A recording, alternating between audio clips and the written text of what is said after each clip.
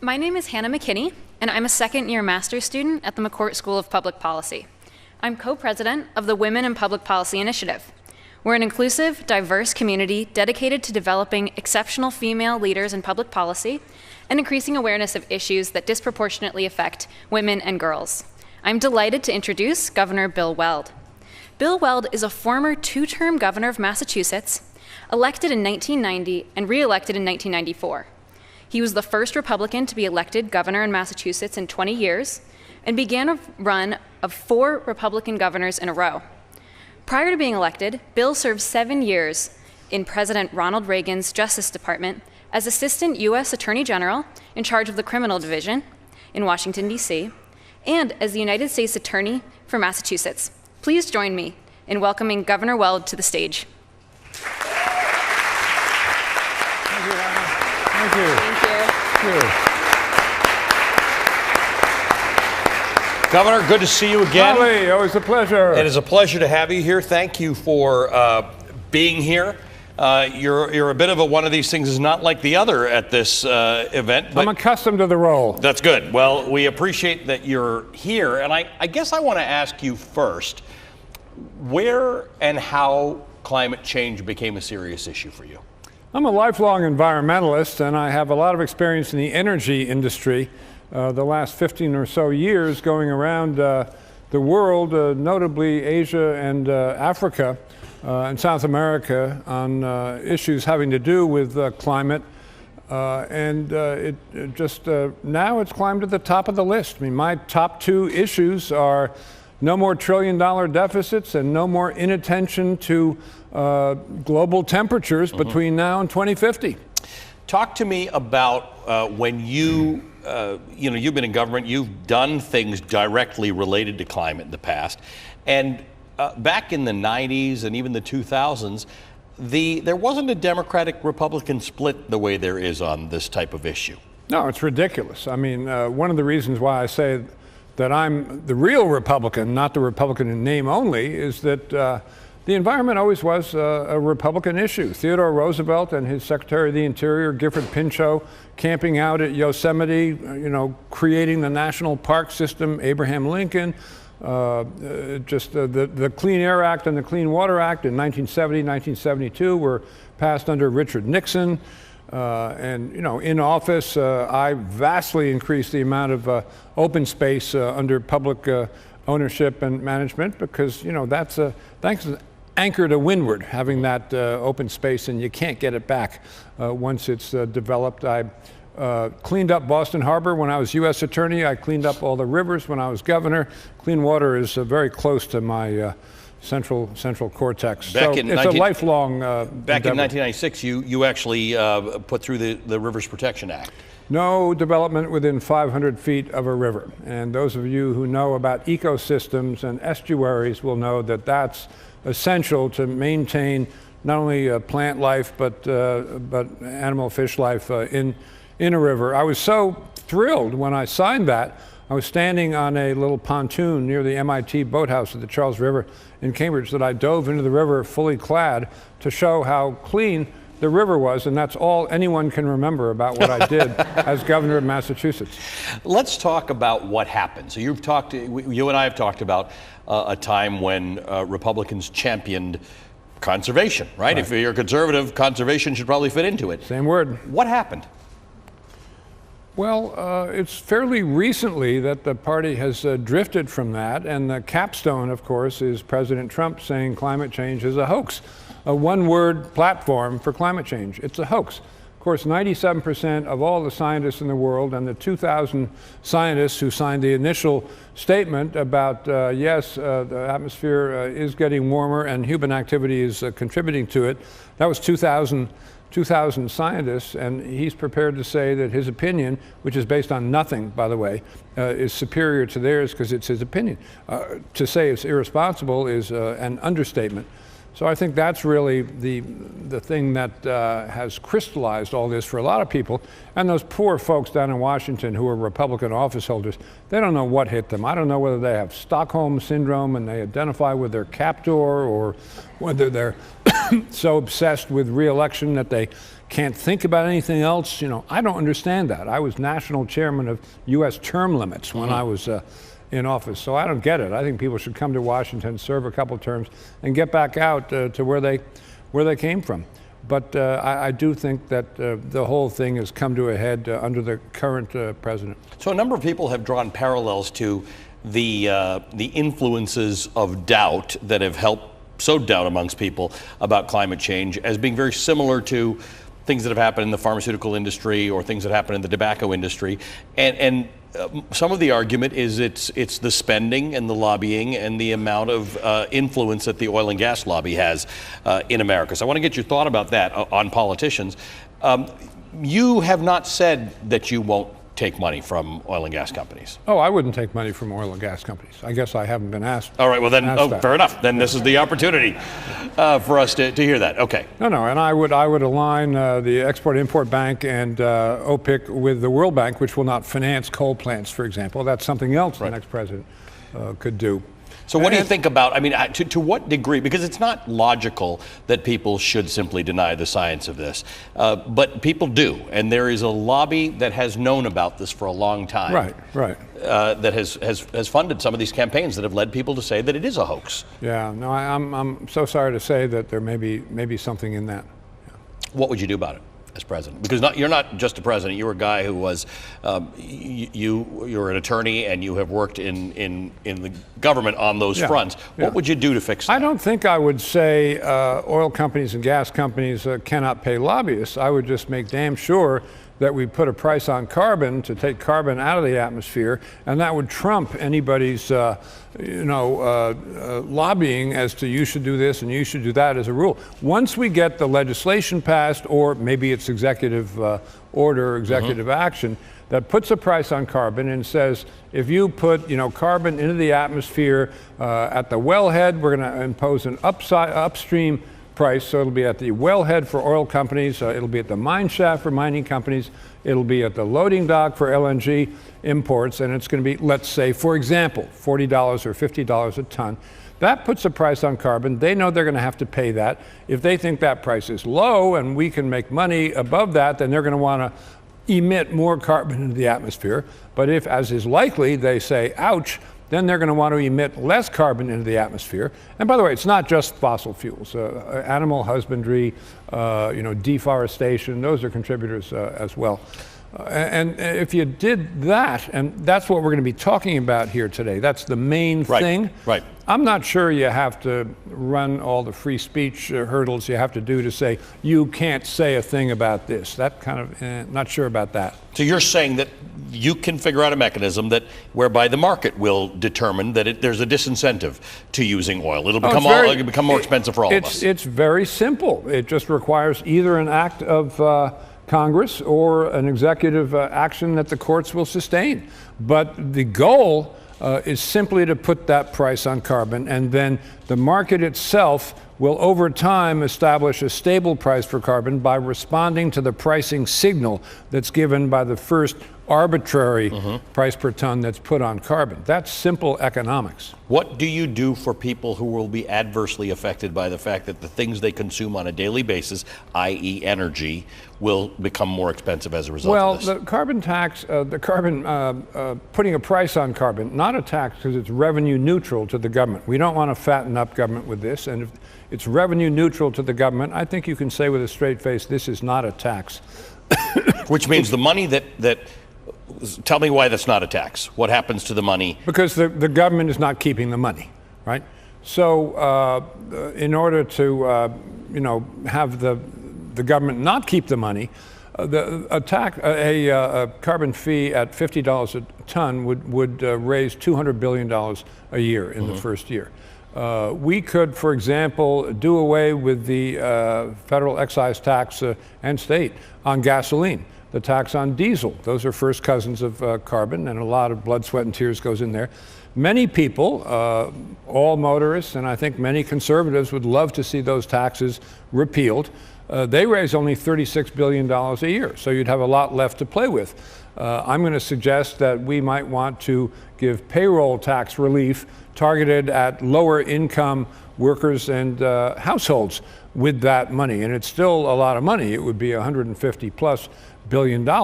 Others, George Shultz and Jim Baker, in their proposal, have suggested a dividend to all Americans, which would make sure that everybody got something. Would that be scaled to what you earn? Would my dividend be different from somebody else's? It would be faintly progressive. Yeah. So people at the bottom third would do better than they did before the price was put on. So carbon. the idea that as we transition into this new economy that is not carbon based, we would cushion the blow for those who can least affect it.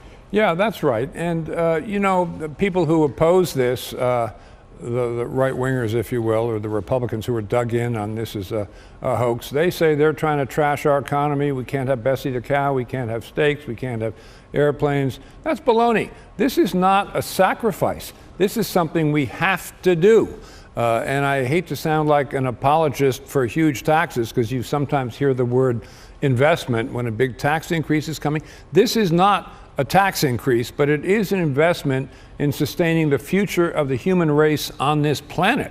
And it's an investment that we damn well better make. Let me ask in the audience here, and feel no obligation to put your hand up. Does anybody in the audience identify as a conservative? Okay. So when you are having conversations with conservatives, are you on pins and needles a bit about what you have to say about this? Because there are some people amongst conservatives who would not share what you just articulated. Yeah, but I always call them like I see them, and full speed ahead and damn the torpedoes. You're not going to, if you hedge about what you say in an attempt to appeal to 100% of the audience, you're never going to get anywhere. You got to slice red meat to get things done. You know, I'm a litigator and an oralist, what would be called in England a barrister. You get handed the case on the way in to make your argument, and you got to slice red meat there, because the judges don't have any patience to hear more than the 3 signal points. And you know, voters have a lot on their minds too, and there are a lot of issues, so I think you got to cut to the chase. So why do you believe, because you must have had these conversations, what is the greatest influence on people who do not subscribe to what you do in terms of the science of global warming?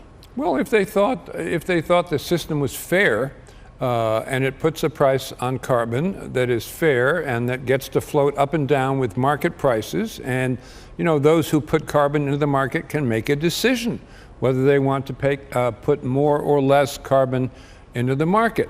It's not a sufficient answer to say, wait a minute, I'm a coal company, I chose to be a coal company, and now you're making my life miserable. So sorry.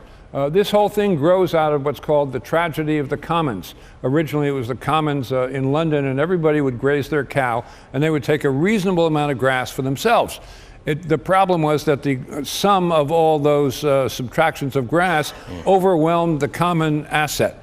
So what we have to do is internalize the externality. There is the excess amount of grass being consumed. So what you have to do is internalize that by calculating the social cost per person to doing that, and impose that on the individual grazer, or in our case, emitters. It's a familiar problem from economics, and it's not considered unfair. What happens to the coal company or the oil company in this? Coal industry has already died in this country. People say it can't happen. Margaret Thatcher got into office in Britain, which had a much longer and richer tradition of coal mining than we did, and she said, I'm abolishing the coal industry. And everyone said, but Lady Thatcher, you can't do that. And she said, I just did. That happened in Britain. You know, that could happen here if it could get past the Supreme Court, but it doesn't need to, because we can rely on the market, and that will take time. And I think over time, that will be the fairest means to adjudicate the various interests. And it has happened over time, right? Despite all Donald Trump has talked about coal, the coal industry is smaller now than it was at the beginning of the year and the beginning of the year before. I think it's dead. And for the last 100 years. Yeah, and it's been going that way for 100 years. And you know, I think Mr. Trump has West Virginia on his mind, and he's bound and determined he's going to, you know, get the vote of West Virginia again. And you can't do that. You can't focus on an industry which is hopelessly out of date and behind the times, and acting like an anchor on the rest of the economy and the world. You just can't do it. So what do you do? It'll be only a matter of a few decades before oil is a thing of the past. So this is my question. What do you do about those workers? We are not sympathetic to the coal industry. We are sympathetic to the coal worker. That's right. Right? Who by no error of theirs. So what you do is do something about it as opposed to doing nothing about it. Right. So how does the market handle that? Just as in the case of artificial intelligence, which is going to blow away 15 or 20% of all the jobs currently existing in the United States, so we'll have a lot of displaced workers. We know that there are going to be replacement jobs there because the economy is going to get more technical in the case of AI. And in the case of the fossil fuels, it's going to get greener. So there are going to be replacement jobs in the green industries. There are going to be replacement jobs in the technical industries for the workers displaced by drones and robotics and AI. And in the latter case, I did the math. It would be child's play to make re-education, retraining for them free. I hate to sound like Bernie Sanders, but it would cost like 1/3 of 1% of a state budget to make retraining of the displaced workers, not free college for everybody, but the displaced workers. Think of the GI Bill. Right. Everybody gets to go to college where they want. Would this be vocational training or university Yeah, it courses? could be community college, it could be vocational, it could be online courses, whatever was necessary to get them up to the skill level, technical skill level, which they now don't have. Correct. A long-haul trucker makes over $100,000 a year, but he or she does not have the skill set necessary to get the replacement job. But with free 2 years of post-secondary courses, not 2 years, but 2 courses, they could get it. But is Mr. Trump or anyone else in Washington paying attention to that? Right. No, they're not paying enough attention to the future of work. And the relationship between our current and future educational system and the future of work in this country, meaning what kinds of jobs are there going to be and what do you have to do to get them, that's a knotty issue, but a fascinating issue that I've studied internationally as well as domestically. It's very complicated. You know, I wouldn't look to a Trump administration to really dig into that, certainly not when the president says he already knows more about every issue than anybody else. Well, he said he was an environmentalist, but your point is interesting, that in the what we're calling the fourth industrial revolution that we are in at the moment, in this move toward robotics and AI, we're going to see this shift anyway from lower trained labor into higher specialized labor. Right. So your view is, why don't we incorporate the fossil fuel industry into that and provide training to people who are going to be dislocated, That's right. who we know are going to be dislocated. It involves a huge amount of, up to the elbows immersion in our educational system.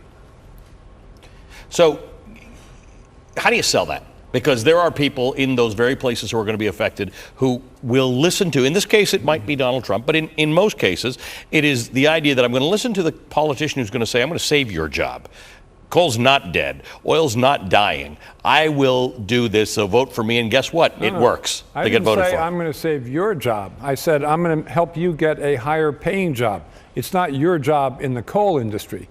That industry is not coming back. So I think you can say to people, I'm going to help you get more money, but you won't be underground in a coal mine, and think twice before you say that's a bad thing. Right. It's really economy-wide. I recently spent a couple of days in Palo Alto and San Francisco in California talking to the top minds in artificial intelligence in the country. And I learned a lot. I thought I knew a lot. I didn't. One of the things they made me understand is that AI is going to create enormous wealth in this country for aggregate national wealth. So the question is going to be how to channel that wealth, how to make sure that we don't get Dutch disease when you have natural resources that are discovered in your country. Often it leads you to bankruptcy. Right. We don't want that to happen. So there's going to be something to play with there. That's always a good thing when you have aggregate national wealth to throw into the equation. And I hope we're going to have sufficiently responsible political leadership so that leadership could say, we have a national problem here, therefore we don't feel bad about going to the AI folks and saying, not would you tithe yourselves, but would you work closely with us to make sure that fairness is the end result here. Not that everybody becomes equal, but that people don't get obliterated, right, and really cast into the mud. And these people I met out west were so smart. They were just like way up there, and they wouldn't even hesitate to do that. You know, over the course of the last couple of days, we've been talking to Democratic candidates, many of whom invoked Jay Inslee as somebody who got into the race and sort of forced a discussion on people who may or may not have had that discussion, and they mean it in a good way, that he did that. You are facing all sorts of structural difficulties in your campaign to be president because of some of the things that the party has done and the primaries that aren't going to happen. But what influence can you have in the discussion amongst Republicans to get into the right place on these discussions? I don't think there needs to be agreement between Democrats and Republicans on what to do about climate change, but we have to stop discussing the science that we know is there. We have to stop saying hoax, yeah. I think I can have an influence not only on Republicans but on Democrats by making them understand that we can't answer this question simply by saying, I'm going to spend $16.3 trillion on this, which is what Senator Sanders said. Or I remember the day that Tom Steyer's plan came out, there were just 3 headings, it may have changed, but 3 headings, X trillion dollars for this, Y trillion dollars for that, X $100 billion for the other. That is not going to produce the result we need, which is to not have temperatures rise by more than 1.5 degrees centigrade between now and 2050. That gets you carbon net neutrality by 2050, which is the one demand, the one request, the one outcome demanded by the UN climate change concept, and we got to get there. And we don't know if $16.3 of expenditures is going to get us there. There are a lot of things in these various plans that focus only on the spending side that many environmental scientists don't even move the ball forward. But if you allow the market to set that price on carbon and allow the carbon emitters themselves make the decision to withdraw, then you are going to get that societal push towards a green economy. And you are going to be able to be very generous with environmental jobs. I do think that the drafting of the Green New Deal is hopelessly unrealistic when it says we're going to offer everybody a guaranteed basic income from the new green jobs, irrespective of whether or not they're willing to work. That's not going to fly in this country. And I really hope, for the sake of the country, that if there's a Democrat running against Mr. Trump in the final, the Democrat doesn't say, we're going to offer everybody a guaranteed basic income, irrespective of whether they're willing to work, because that candidate is going to lose. I don't care who it is. This country is a little bit right of center, and that's never going to fly. I mean, and I'm seriously on the other side of that issue. I put in a work requirement for welfare when I was governor and said, you can have welfare benefits. We're all for that. And as long as you don't have preschool age kids at home, all I want is for you to have a leaf raking job or painting or something like that for 30 hours a week. Oh, I've been looking for a job. I can't find one. No, you misunderstand, sir. I have the job for you. It's at the local school or the municipal power plant. And I got the form, and here's a rake, and here's a paintbrush. I'm out of here. 60% of the people said, I'm off of welfare. I don't need this crap. People telling me I got to work. Well, they shouldn't have been on welfare in the first place, because they obviously could have moved in with their sister or some such, because they just walked away from the table. So I feel, violently that we can't make that promise to people who are not willing to work. Everyone's got to pull their oar. All right, join me up here for a second while we open up for questions. Okay. Sir, go ahead. Governor Weld, thank you for stepping into the lion's den with us today. Great. My name is Will Orr. I'm a graduate student at Johns Hopkins studying international relations. You voiced support for rejoining the Paris Agreement, although consistent with your fiscally conservative policies, you've advocated for a market-driven approach. I guess my question is that carbon emissions are only one facet of the fight against climate change and protecting our environment more generally. Would you support expanding this sort of market-driven approach to tackle other facets of that fight, or would you even go so far as to open the government checkbook to fight these other fights, I guess? Well, for example, I think we should support the Kigali Amendment to the Montreal Protocol, which addresses hydrofluorocarbons, which are many times more impactful on the atmosphere than CO2 is. Last time I looked, methane, for example, which Mr. Trump now wants to encourage. Last week he has a new plan to let much more methane out of the dumps, whatever they're called now. And that's 35 to 38 times more impactful on the atmosphere than CO2 is. So yeah, I'd be all for roaming abroad. I'd want to have the other federal agencies I may have mentioned not finance coal plants. Other aspects of the fight under the Paris Accord that you're thinking of?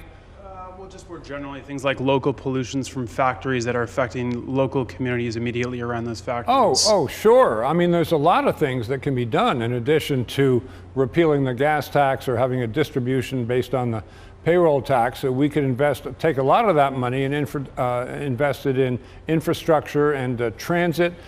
We could, my favorite is planting shade trees. You know, trees are consumers of carbon dioxide, and deforestation is a major cause of excess CO2 in the atmosphere. A program that I have a sneaker for, I don't know how it would go down everywhere, but if you can go to countries like Brazil and Bolivia, for example, that have massive amounts of rainforest, you could buy up their sovereign debt, which is available at 10 cents on the dollar, hypothetically, and say the condition is that we have to maintain these rainforests in their original state. We can't have them deforested. The countries should be happy to do that. They get money, and the United States gets not just huge plaudits, they get huge results in the fight against global warming. Because afforestation, the opposite of deforestation, is one of the tried and true ways of not having your carbon imprint out there, whether you're a person or a country. Let me ask you about bigger stuff than that, moonshot stuff, right? There's a point at which there's some low-hanging fruit around there, undoing everything that Donald Trump has undone, doing things like you're suggesting, and then there's some science that indicates that that won't get us to where we need to be with the 1.5 or 2 degrees centigrade. And there's some scientific evidence that things could be much worse than that. You were out at Stanford, or out in Palo Alto, you come from a place where there's a lot of good technical thinking going into this. Have you heard any great moonshot ideas? Is there something that you would get behind as a President Weld in terms of let's try and make this like the Manhattan Project? Yeah, I'll tell you a moonshot. It may not go down unanimously here, but we cannot turn our backs on nuclear power if we're going to do this thing right. Even before the Generation 4 nuclear plants were invented, I was saying that 25% of our grid in the United States should be nuclear power. And you know, people have this thing about nuclear power. They're thinking about Fukushima, which is where a ginormous plant was built on top of a barrier reef, and then a tsunami came along. Okay, well, that's kind of predictable. But you know, I've traveled around a lot. I know a lot of counties, Otsego County, Oswego County in northern New York. They already have nukes. They would love more because they know it's a good neighbor and it's a good employer. And there's no risk now. As long as you have, you know, sort of the vest pocket nukes such as France adopted in 1980s, I think, suddenly they went from 0 nuclear power to 75% of all their electricity is generated by nuclear power. They haven't had a single accident. It's the largest single downdraft in history of CO2 emissions in the atmosphere is when France made that change. I think we should do the same. And the fact that these Generation 4 nukes are now available, many of which are closed cycle, which means they consume all their own waste. And that was the reason why Alexandria Ocasio-Cortez, her first draft of the Green New Deal had nuclear in it. And all the beautiful people made her take it out because nuclear power isn't clean because it has waste. Well, that problem in closed cycle plants is well on its way to being solved. I personally think it's going to be solved through a lot of investment in carbon capture and sequestration technology, and the answer finally may be at the bottom of the ocean or it may be in Yucca Mountain, but it's a relatively small problem compared to solving the problem of climate change. So there's a moonshot. So it's an interesting concept, and we'll discuss this a little more later, but we've gone from that being the biggest problem to people realizing we have another bigger problem, and that's the temperature increase. So right. it sort of relatively becomes relevant to the conversation again. Well, the fact that this is an existential threat means we don't have the luxury of nice positions we would like to take for ideological reasons. Being anti-nuclear power, not nuclear weapons, nuclear power is an ideological luxury we cannot afford. As long as other countries are using natural gas, support of natural gas and even exporting natural gas, of which we have a ton to other countries, cannot be ruled out of the equation as a transitional fuel. I do understand that natural gas, which 7 years ago was a darling of the eco movement, is now on the wrong side of the law because it's a fossil fuel, but is a lot less impactful than coal and oil. So, you know, as we get closer to the day, we can phase out natural gas, but not right now, not now. Saying no to nukes and no to nuclear gas right now, I think is not a prudent or even a responsible position. Let's go to this monitor over here to Iowa State University. Go ahead. Good afternoon. My name is Natalia Rios Martinez, and I'm a sophomore at Iowa State University. After Hurricane Maria hit Puerto Rico, the effects of climate change intensified. For example, erosion at the coastline due to sea level rise affecting the organisms living along the beach. How do you think we can lead our congressmen and women to work towards amending current regulation to ensure our ecosystem is preserved? Well, that by the way, thank you, Ms. Martinez. That's one of the things that's going to happen if we don't act properly. Is we already have seen that storms and hurricanes are more severe than before. Well before 2050, we're going to see extreme events such as the reversal of the Gulf Stream, or you know, spewing out of materials from the Arctic permafrost, and you know, storms of incalculable intensity. It can't just be redoing the regs of FEMA. We have to get our arms around this as a society and say, this is what we're going to do.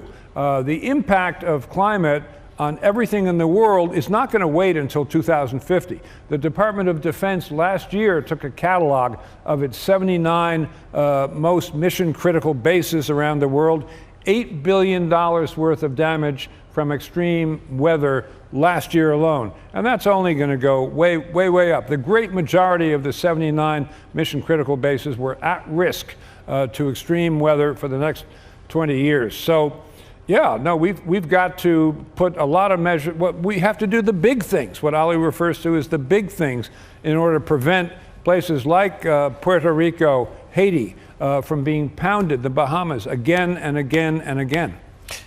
With respect to Puerto Rico in particular, the response from the president created a whole different sort of set of Oh my goodness, things. He figures out the worst thing he could possibly say and then says triple that. It's simply unbelievable. He insulted Puerto Rico and everybody in it and all its leadership, present and past, and said they can't, you know, they really can't handle their own laundry. Why should we give them any money? It's unbelievable.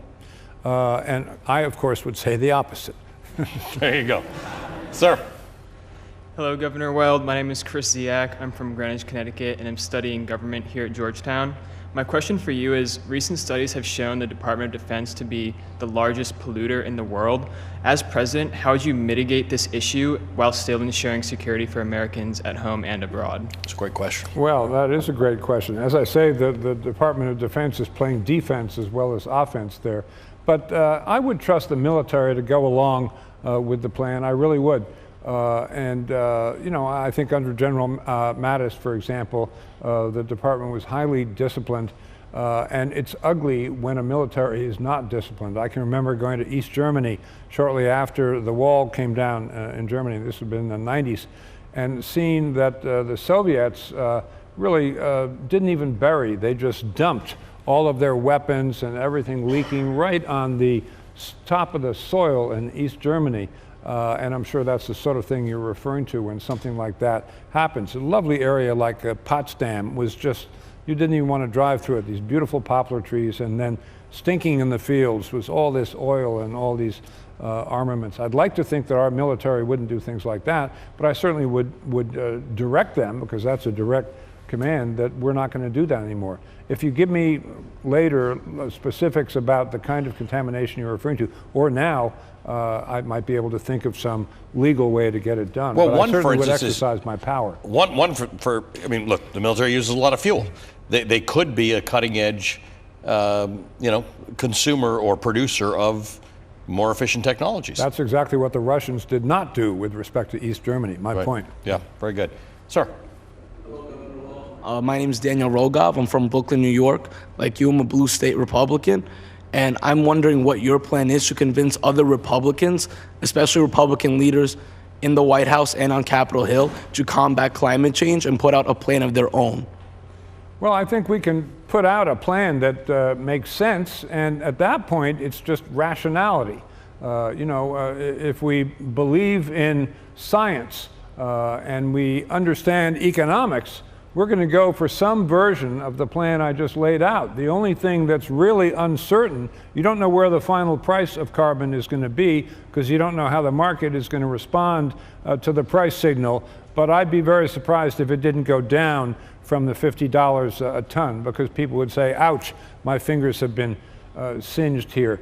In terms of seeing the situation improve, I hope they don't drag their heels so long, Republicans in Congress or Republican administration, that we have to see these horrific storms, that we have to see fulminations from the Arctic permafrost, that we have to see the melting of the Arctic ice cap and the consequent melting of all mountain glaciers in the world, which are the sole source of drinking water for 300 million people. And I would make all those arguments to Republicans. If they simply have a one-word response, which is hoax, then there's no talking to them and you just have to go around them. But I think voters by and large, people by and large, are not that hidebound.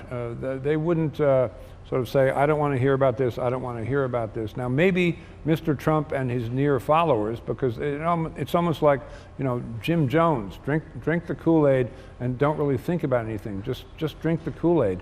We're not going to do a lot with those folks. I'm not sure how numerous they are, though. I've been spending a lot of time in northern New England, where I find I'm a New England Republican, although I'm a native New Yorker like you.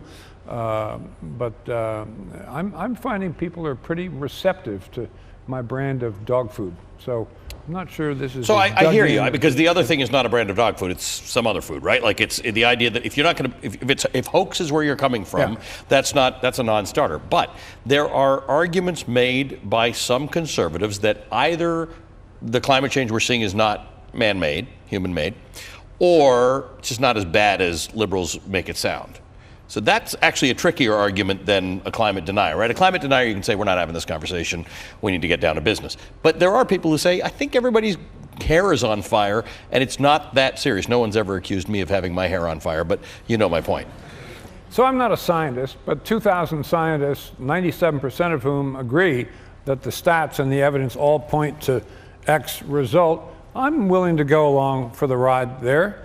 I don't think that's so unreasonable. 1,000 former federal prosecutors said 1,000 former federal prosecutors, career people, not R's or D's, said that President Trump clearly committed obstruction of justice on 10 occasions with regard to the Mueller investigation. That's good enough for me. Of course, I also signed it, but I wasn't a career guy. I was a Republican political appointee. But, saying I'm not going to listen to anything, that's what Mr. Trump does. And if he can persuade, 51% of the country to say, I'm not going to listen to anything, I'm not going to look at any evidence, then he's going to be reelected, and I think the country would be the poorer for it. I want to go to onto the monitor to the University of Southern California. Go ahead, please.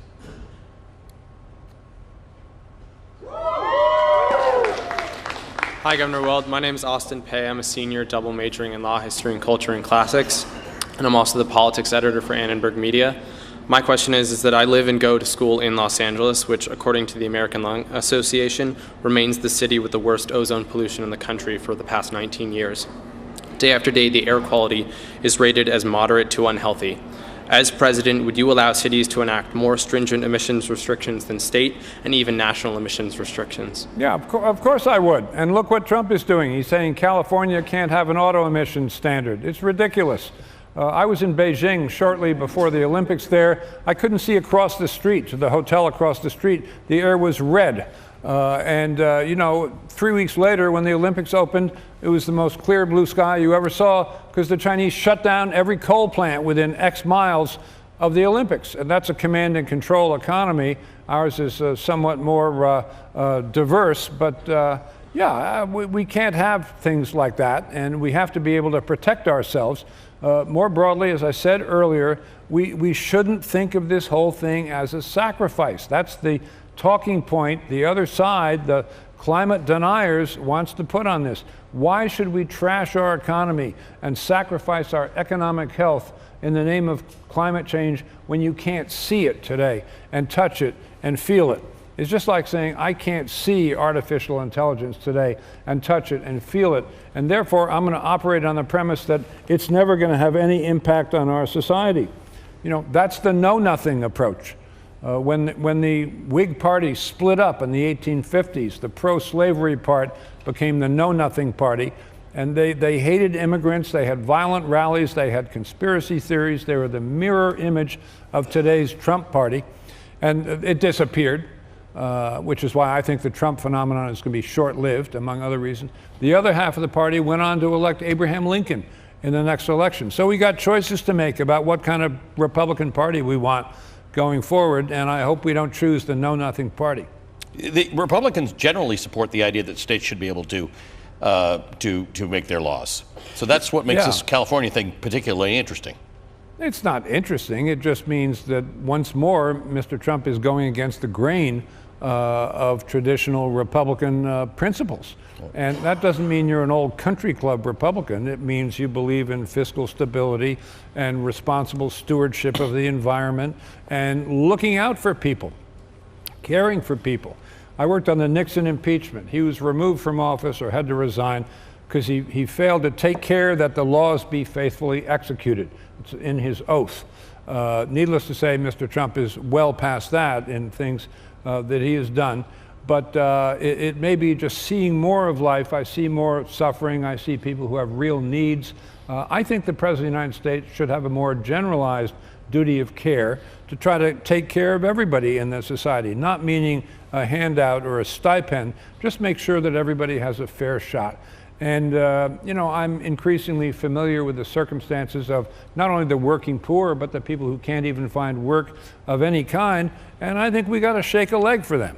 That's why I say I'd be, you know, open to dividends of the, you know, the price on carbon revenues to particularly address the lower rungs of the economic ladder. And for the very lowest rungs, there are still things you can do. One of the first things I did in Massachusetts was to greatly increase the earned income tax credit, which is a direct tax cash benefit to the working poor. We don't want to sacrifice the doorway to the middle class for those people. And I thought constantly when I was in office about the poor schmo making $29,000 to $32,000 a year with a family of 4 or 5. That puts him underneath the federal poverty level. He has no leverage economically or in society. He can't get a better job because he doesn't have the skill set. He can't get another job, so if his boss says, I'm taking away half your health benefits, all he can say is thank you. You know, I can see how such a person might degenerate into hopelessness if he thought the government was against him. And I would make it my business to make sure he didn't think that. Go ahead. Thank you for being here, Governor Weld. My name is Victoria. I'm a second-year Masters of Public Policy student here at Georgetown. So just a little bit of context for my question. There are several green energy companies right now trying to develop for renewable energy in Maryland, which is commendable, but it's clashing with local activists because it requires clear cutting or something like that. And recently there was an example of an attempt to clear cut over 240 acres of the last remaining contiguous forest in southern Maryland for solar panels. So because of our shared values on reforestation and forest conservation, I ask, what are your thoughts on regulating development for the purpose of renewable energy? Because that is a tension I'm personally seeing playing out in Maryland, and it is happening all over the United States as well. Well, I sort of always know how I feel about things, so I'll tell you. It won't be universally accepted, but I'm very tree-centric. And I also am familiar with massive developments of solar panels in places like Arizona and California, which could sell into a national market. So I'd be on the side of those saying, you're not going to clear cut 240 acres of trees in the name of the environment. It's the worst thing you could possibly do. And I think we should stimulate having more trees, both in our existing cities, but even in other countries. Because this is going to be, under the Paris Accord, this is a global thing.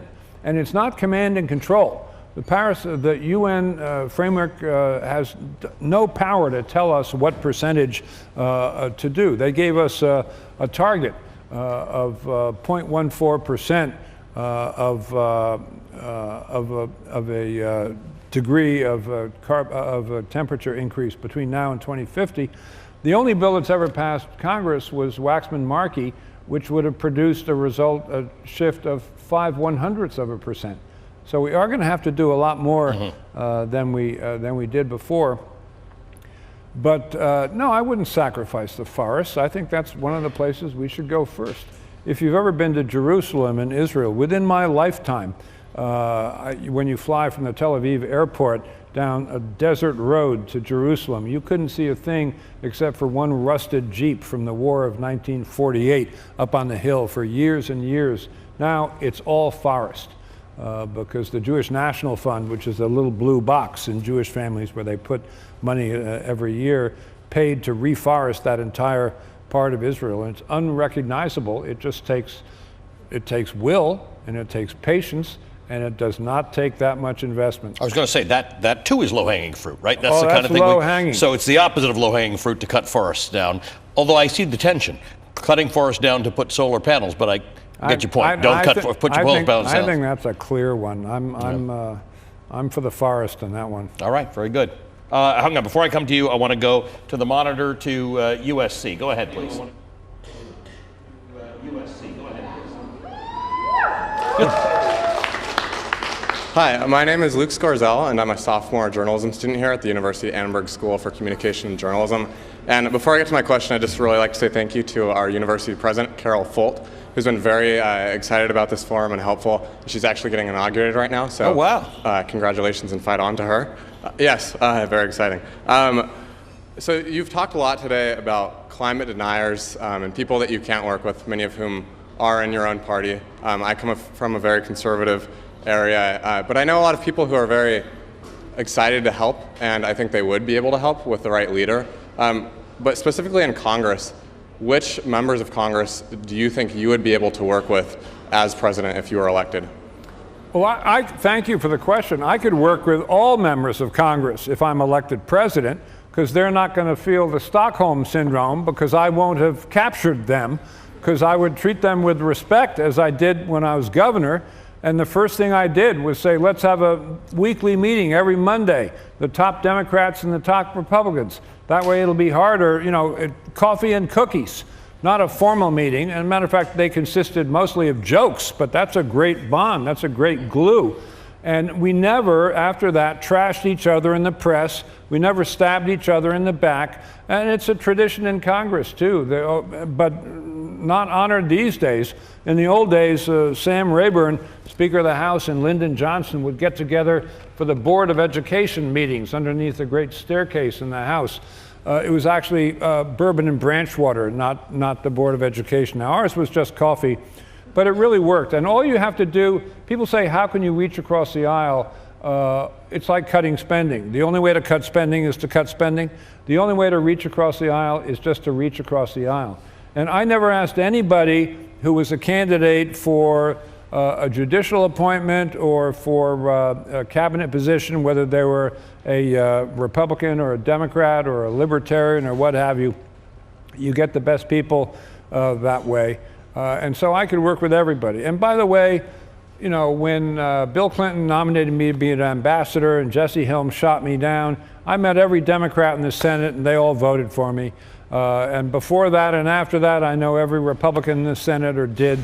And I get along with them all. There's nobody down there who I can't work with. They've just gotten frozen in time somehow, and they've been made to drink the wrong Kool-Aid, which has made them strangely quiescent. And when I first started giving speeches about maybe doing this earlier in the year, I said it's time for everybody to plant a flag. Time comes when someone must plant a flag. And I'm surprised there haven't been more flags out there. And I think everyone's waiting for that moment, that magic moment, like in the Army McCarthy hearings where Senator Joe McCarthy is being just impossible, and he accuses some kid in the front row of being a communist, first-year lawyer. And Joe Welch, who was representing the Army, stood up and said, "Have you at last, sir, no sense of decency?" That's all he said. Boom. It was all over for Joe McCarthy. All over. Never recovered. His influence was gone. I'm waiting for that moment. So here's the thing. I am deeply respectful and appreciative of the fact that you came here. What did somebody say? Thanks for coming into the Lion's Den. And as you know, you've been around long enough to know it's not really the Lion's Den, right? You are prepared to have a conversation with whomever is here. And to those of you who raised your hand who identify as conservatives, I'm deeply appreciative that you don't see this as a partisan conversation, that you're in here and you'll ask your questions and your views don't have to be the same as anyone else's. But are you sure you're not being Pollyanna-ish? In other words, are you sure you're not the one on the outside on this one, and that the party may have been lost to that frozen in time state that you're describing? Well, if the party has been lost and I'm being politically too Pollyanna-ish because I say the Trump phenomenon will pass like a bad dream if he's not reelected, and people will say, boy, thank goodness that's over. Okay, that's happened before. That happened when the Whig Party disappeared in 1854 to 1856, and I've described what happened there. One half, the Trump half, disappeared. The other half went on to elect Abraham Lincoln. If that sort of thing happened, let's say the successor was the Democratic Libertarian Party, and they elected Abraham Lincoln in 2020 or the next cycle, that's a happy ending. It doesn't really matter whether I'm right about this is going to be seen as a bad dream. All that's really necessary is that the dream be over. Well said. So, good afternoon, Governor Weld. My name is Jacob Bernard, and I'm from Pittman, New Jersey, and I'm in the Walsh School of Fire and Service studying international history. So my question to you is, sea levels are rising around the world, and I'm from the coastal state of New Jersey, and projections are showing that these sea levels that will rise could cause a lot of issues and damage to coastal states like mine. So my question is, what is your exact plan to combat the rising sea levels so people like me don't lose our homes? Well, my plan is to put a price on carbon along the lines I've suggested to cut down on the effects of catastrophic effects of global warming.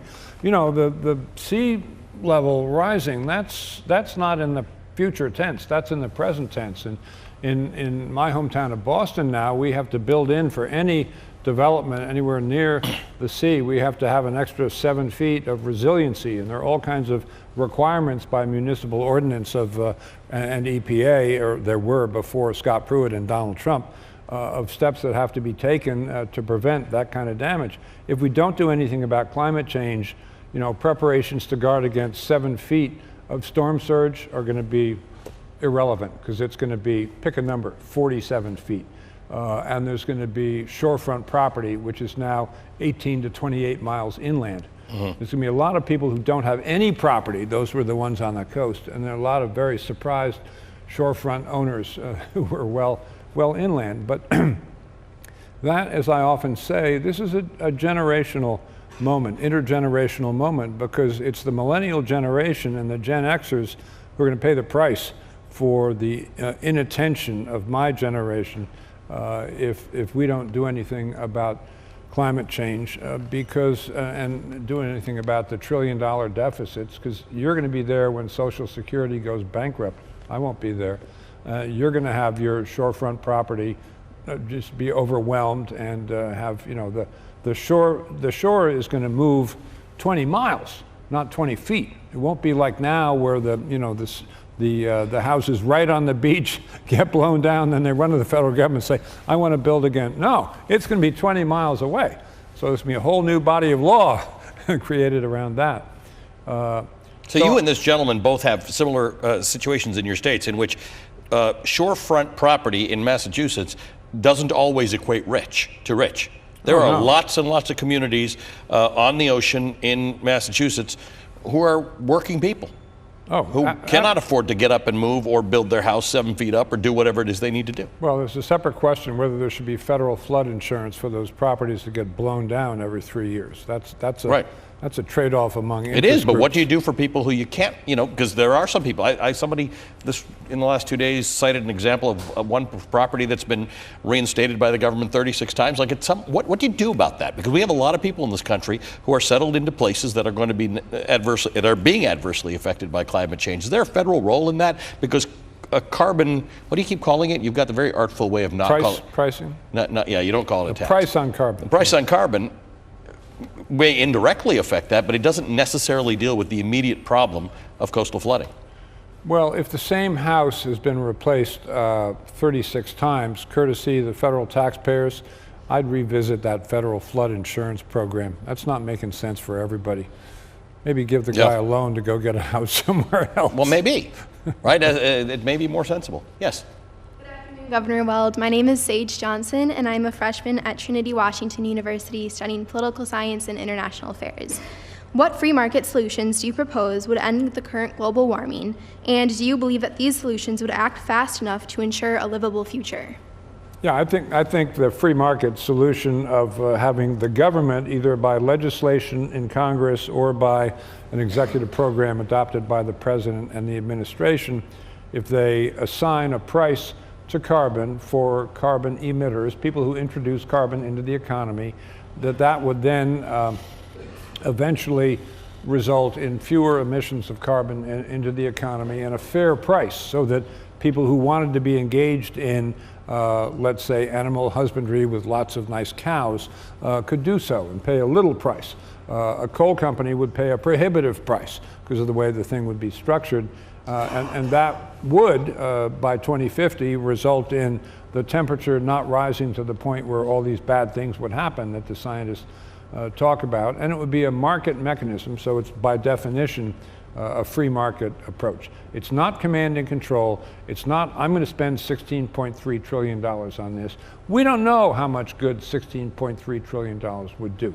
But if everybody who participated in creating the tragedy of the commons, everyone who grazed their cow on the commons and took too much grass, and the cow ate too much grass, everyone who used too much power in the current situation with all this carbon flooding into the economy, if they had to take a little nick on that, that's the way to do it, and that would be the free market. We have come to the end of our conversation. And before I thank you for the conversation today and the conversations we continue to have, I have to express my deep gratitude to, first of all, those people who, through the course of the last 2 days, have attended and have put your money where your mouth is. Because as young people, as we've seen across the world today, hundreds of thousands of people have gone out to say this is important to us, and you have come out. You have made choices to come out and have this discussion and to listen and to be attentive to you here at Georgetown, at our satellite schools at the University of Southern California, at Iowa State University, at the University of New Hampshire, and the various other students from other colleges that we've listened to today who have been here. I want to thank you. I want to give a special shout out to the Georgetown University Institute of Politics and Public Service, at the McCourt School of Public Policy, and Mo, thank you for making this happen and for giving us this beautiful space in which to have the conversation that is worthy of taking place on a university campus. I also want to thank our other partners, Our Daily Planet, for coming up with this idea and for enlisting us and doing the right thing, causing us to do the right thing to be engaged in this, and of course to MSNBC for being willing to do the thing that we are supposed to do. I also want to thank New York Magazine, our other media partner in this endeavor, which has been associated with remarkable coverage on climate, and they have for a long time realized that this is a critical issue. And I have to thank the amazing staff here at Georgetown University for organizing this as smoothly as they did. So thank you to all of you. And Governor, thank you for closing this out for us. This has been a very fruitful 2 days, and without your presence here, it would have had a different flavor. And I appreciate that you coming in here and saying, this is not a Democratic conversation, this is not a liberal conversation, this is an everybody conversation. Without you coming here, that wouldn't necessarily be true. So I appreciate it. Thank you, everybody. Thank you to you. Thank you to Governor Weld. Thank you, Alan. Thank you. Real pleasure. Thank you.